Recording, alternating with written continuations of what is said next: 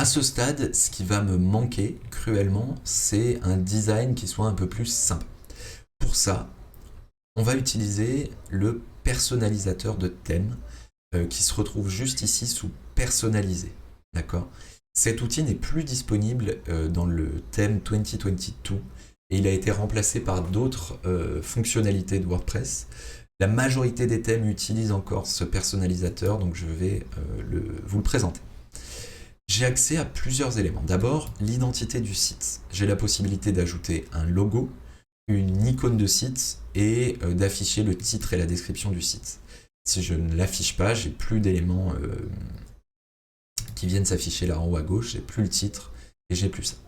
Ici, si je clique ici, ça m'amène directement à l'élément que je souhaite modifier. Je vais enlever mon slogan,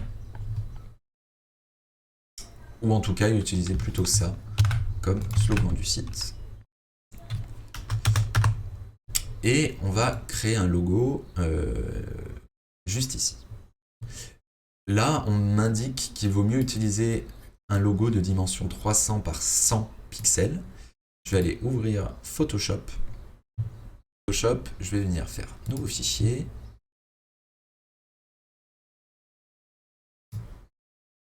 Et utiliser les dimensions recommandées 300 par 100 pixels. Je vais mettre à 90 pixels par pouce et je vais cliquer sur créer. On va faire très très simple. Je vais simplement utiliser, alors pas de fond blanc pour le coup, je vais juste taper du texte. Hop. Et on va dire formation WordPress. Ici mon texte doit être un peu trop grand pour rentrer, voilà. Hop, je vais venir centrer ce texte, le mettre de cette couleur là.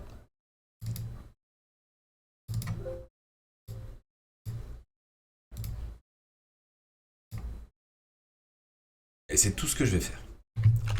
On est d'accord, c'est pas le meilleur logo que vous aurez vu. Je vais venir enregistrer ce fichier en PNG, hop, enregistrer une copie.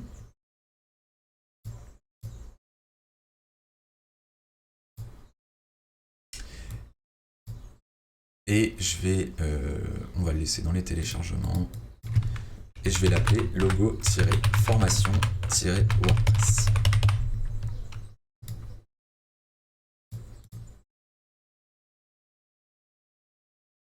Voilà. Je vais aussi sauvegarder le fichier PSD. Hop, logo formation WordPress. Et je vais refermer Photoshop. Et à partir de là, je vais pouvoir revenir ici, sélectionner des fichiers et aller importer mon fichier PNG. Juste ici. Là, vous avez donc ajouté un fichier à votre médiathèque. Au sein de la médiathèque, vous pouvez renseigner un certain nombre d'informations sur vos fichiers. Pensez toujours à les renommer avant, puisque ce sera par défaut l'URL du fichier. Et en termes de référencement, ça peut être intéressant d'utiliser des noms qui vous servent réellement. D'accord, donc là, en l'occurrence, j'utilise logo formation WordPress parce que je suis dans le cadre d'un site et il y a des formations WordPress. Je vais utiliser un texte alternatif qui sera tout simplement logo de nos formations WordPress. Le titre s'affiche lorsque vous passez la souris au-dessus d'un élément. En l'occurrence, je ne souhaite pas afficher de titre. La légende s'affichera par défaut sous une image que vous ajoutez sur une page ou dans un article. En l'occurrence, je n'en souhaite pas et je ne souhaite pas avoir de description non plus. Je vais sélectionner ça et ne pas effectuer de recadrage. Et à partir de là, vous voyez que ça a modifié un petit peu l'apparence de mon site puisque c'est venu mettre un logo dans la barre supérieure ici. Et j'ai toujours le titre de mon site ici, ainsi que le slogan. Cette fois-ci, je vais décocher cette case-là, d'accord? Et là, je vais retrouver mon logo en haut à gauche et mon menu en haut à droite. La dernière chose que vous pouvez faire, c'est mettre en place une icône de site. Alors, pour le coup, je vais réouvrir Photoshop. Là, on nous indique de créer des images de 512 par 512 pixels au minimum. Et cette icône du site va venir s'afficher juste ici, d'accord, dans l'onglet de votre navigateur. C'est ce qui permet de représenter votre site. Par exemple, sur les sites de Google, vous avez le logo de Google, et c'est assez habituel d'utiliser une version allégée de votre logo pour ce qu'on appelle le favicon de votre site. Hop, je reviens ici, je vais réutiliser en fait cet élément-là. Je vais venir ajuster la taille de l'image. On veut 512 par 512 pixels.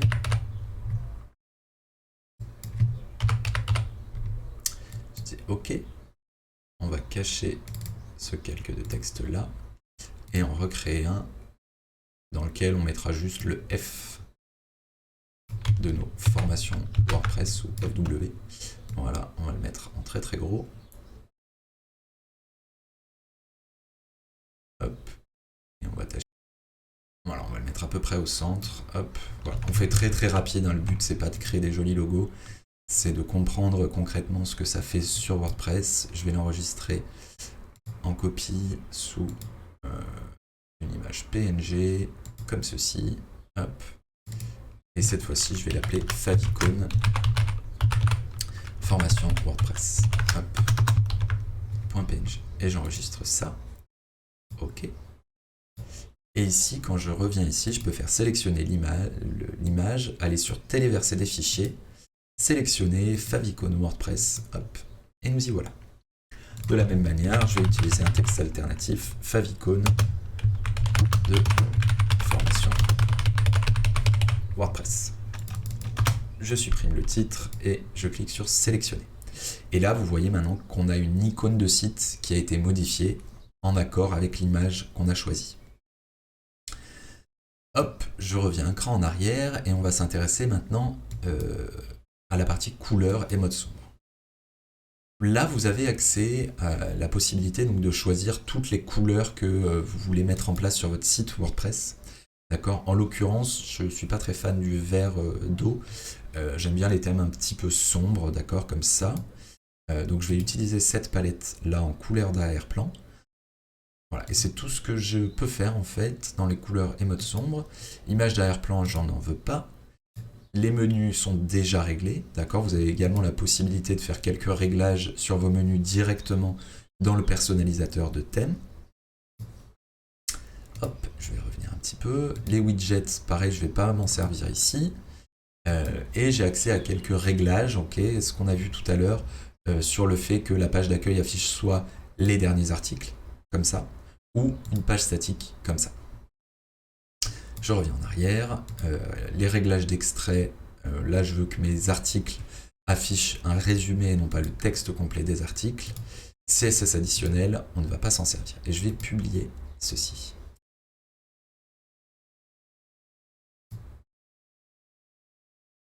Voilà. Là, ce que j'ai modifié finalement, c'est le fait d'ajouter un logo à mon site, le fait d'ajouter des menus, une couleur d'arrière-plan qui me correspond un petit peu mieux.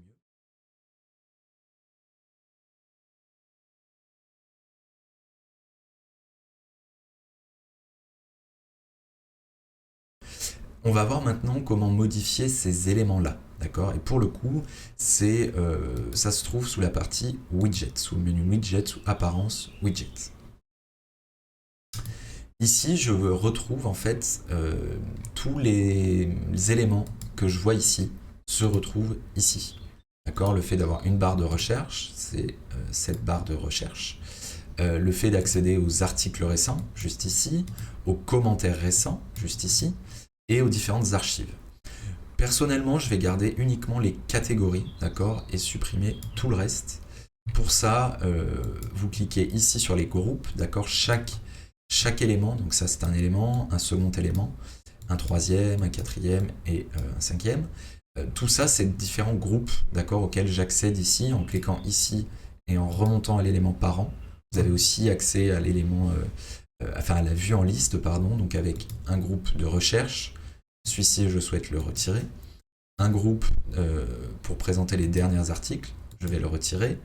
Et, un groupe avec les commentaires récents, que je vais retirer également. Un groupe avec les archives, que je vais retirer. Et je vais garder que les catégories. Quand je viens mettre à jour ici, et que je recharge ma page, je vois que maintenant je n'ai plus qu'accès aux catégories.